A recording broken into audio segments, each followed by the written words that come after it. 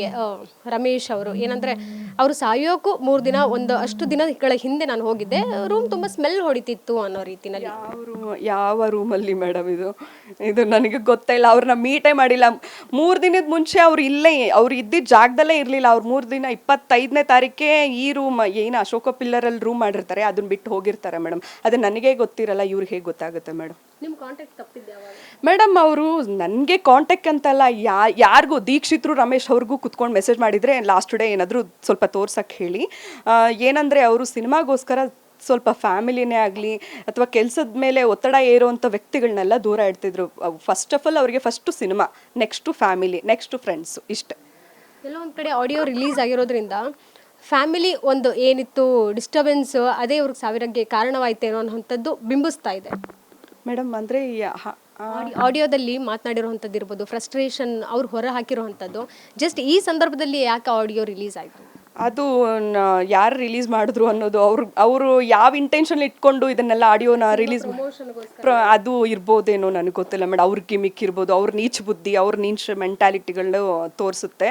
ಅದು ಸ್ವಂತಕ್ಕೆ ಕಳಿಸಿದ್ರೆ ಅದನ್ನು ಪಬ್ಲಿಷ್ ಮಾಡಿಕೊಂಡು ಗಂಡ ಹೆಂಡತಿ ಸಂಬಂಧ ಹಿಂಗಿದ್ರು ಹಂಗಿದ್ರು, ಸರಿ ಆಯಿತು ಹಂಗಿದ್ರು ಹಿಂಗಿದ್ರೆ ನೀನು ಅದನ್ನು ಬಿಡಪ್ಪ. ಈಗ ಅವ್ರು ಹೋದ್ರು ಇವ್ರು ಹೋದ್ರು, ಅವ್ರ ಫ್ಯಾಮಿಲಿಗೆ ಏನಾದರೂ ನ್ಯಾಯ ಬೇಕಲ್ಲಪ್ಪ. ನೀನು ವಂಚನೆ ಮಾಡಿರೋದ್ರ ಬಗ್ಗೆ ಮಾತಾಡ್ಬೇಕಲ್ವೇನಪ್ಪ, ಅಷ್ಟೇ. ಫಿನಾನ್ಷಿಯಲ್ದು ಎಲ್ಲ ಸ್ಟೇಬಲ್ ಆಗಿದ್ರ ಅಥವಾ ಹೇಗೆ ಅಂತ? ಯಾಕಂದ್ರೆ ಅದ್ರ ಬಗ್ಗೆನೂ ಊಹಾಪೋಹ ಬಂದಿತ್ತು, ನೀವು ಒಂದು ಪೋಸ್ಟ್ ಕೂಡ ಮಾಡಿದ್ರಿ ಅದ್ರ ಬಗ್ಗೆ. ಫೈನಾನ್ಷಿಯಲಿ ಮೇಡಮ್, ಈಗ ಅವರು ನಮ್ಮನ್ನು ಏನು ಇನ್ನೊಬ್ರ ಹತ್ರ ಬೇಡಂಗೆ ಈ ಕ್ಷಣಕ್ಕೂ ಬೇಡೋಂಗೆ ಏನೂ ಇಟ್ಟಿರಲಿಲ್ಲ ಮೇಡಮ್. ನಾನು ಯಾರ ಹತ್ರನೂ ಹೋಗಿ ಬೇಡಿಲ್ಲ ನನಗೆ ಸಹಾಯ ಮಾಡಿ ಅಂತ. ಸಿನಿಮಾ ಮಾಡ್ತಿದ್ರು, ಮನೆ ನೋಡ್ಕೋತಾ ಇದ್ರು ಅಷ್ಟೇ ಮೇಡಮ್.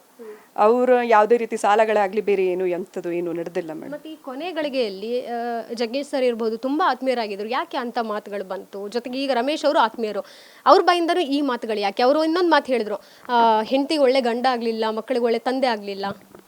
ಮ್ಯಾಮ್ ಅದು ನಾನೇನು ಮಾತಾಡೋಕ್ಕೆ ಬರಲ್ಲ. ಇದು ಅದು ಅವ್ರವ್ರ ಇಷ್ಟಗಳನ್ನ ಅವ್ರು ಹೇಳಿರ್ತಾರೆ.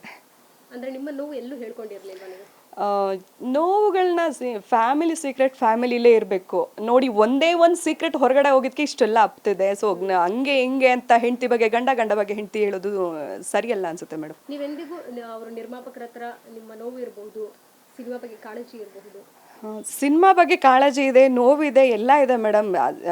ಏನು ಅವ್ರು ಏನು ಹೇಳಿದ್ರು 4 ಲಕ್ಷ 5 ಲಕ್ಷ ಕೇಳಿದ್ರು ಅಂತ. ಮನೆ ಖಾಲಿ ಮಾಡೋದಕ್ಕೆ ನಾನು ಹೇಳಿದೆ. ಅದು ಬಿಟ್ಟರೆ ನಾನೇನು ನಿಮ್ಮ ದುಡ್ಡು ಕೊಡಿ ಅಂತಲೂ ಕೇಳಿಲ್ಲ. ಆಡಿಯೋ ನನ್ನ ಹತ್ರನೂ ಇದೆ. ಅವರೇನೋ ನನಗೆ ಕಳಿಸಿದ ಅಮ್ಮ ದುಡ್ಡು ಕೇಳಿ 2 ಲಕ್ಷ ಕೇಳಿದ್ರು 4 ಇದೆಲ್ಲ ಏನೂ ಇಲ್ಲ. ಏನಿದೆ ಸರ್, ಸಿನಿಮಾ ನನ್ನ ಸಾಲ ಮಾಡೋಕ್ಕಾಗಲ್ಲ, ಮನೆ ಖಾಲಿ ಮಾಡಬೇಕು, ಅಲ್ಲಿ ಮನೆ ನೀಟ್ ಮಾಡಿಸಿ ಅಂತ ಅಲ್ಲೆಲ್ಲ ಓನರ್ ಫೋರ್ಸ್ ಮಾಡ್ತಿದ್ದಾರೆ.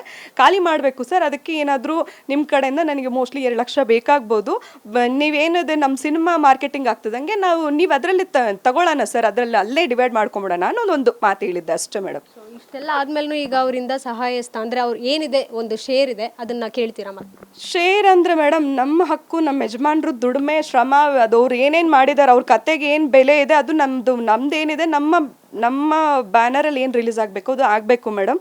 ನಮ್ಮ ಯಜಮಾನ್ರು ಶ್ರಮದ್ದೇನಿದೆ, ಅವರು acting, direction, screen play, story play, ಅವರ ನಿರ್ಮಾಣ, ಇದಕ್ಕೆಲ್ಲ ಏನಿದೆ ಅದಕ್ಕೆ ನಮ್ಮ ದುಡ್ಡು ನಮಗೆ ಬಂದರೆ ಸಾಕು ಮೇಡಮ್. ರಿಲೀಸ್ ಆಗುತ್ತಾ ಸಿನಿಮಾ ಮೇಡಮ್? ನ್ಯಾಯ ಸಿಕ್ಕಿದ್ಮೇಲೆ ಖಂಡಿತ ಸಿನಿಮಾಗೆ ಸ್ಟೇ ಅಲ್ಲ, ಅದು ಸಿನಿಮಾದಲ್ಲಿರುವಂಥ ವ್ಯಕ್ತಿಗಳಿಗೆ ಸ್ಟೇ ಅಷ್ಟೇ ಮೇಡಮ್. ಅದು ಅದ್ಭುತವಾಗಿ ರಿಲೀಸ್ ಆಗುತ್ತೆ ಮೇಡಮ್ ಸಿನಿಮಾ.